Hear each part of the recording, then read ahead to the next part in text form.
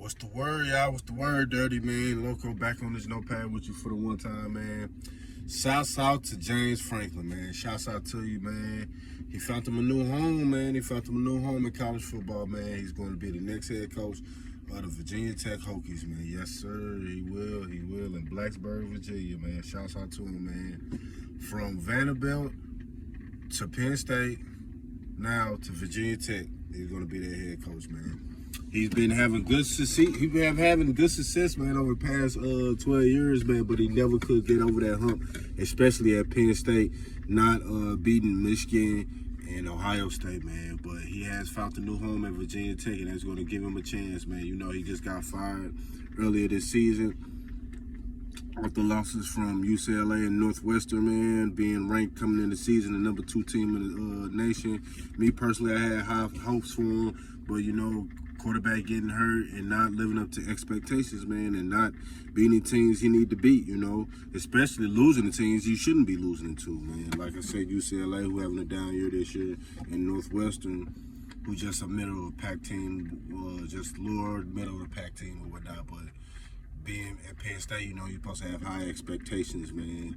And you know, he was in the Final Four last year. He was couple of possessions away from making it to the Natty last year and facing Ohio State, until they lost to Notre Dame.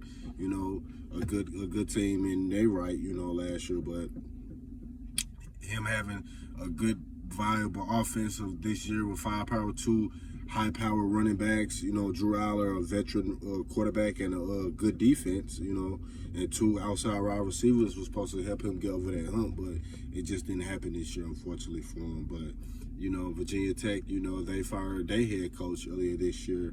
And me personally, Virginia Tech was going into the season not having expectations like that. But they didn't hold up their end of the bargain, you know, getting blown out early in the season or whatnot. So it seemed like they kind of met in the middle, man. Penn State had a buyout of 49 or around 50 million for him, but they renegotiated, so Virginia Tech is going to pay them expenses to Penn State or whatnot.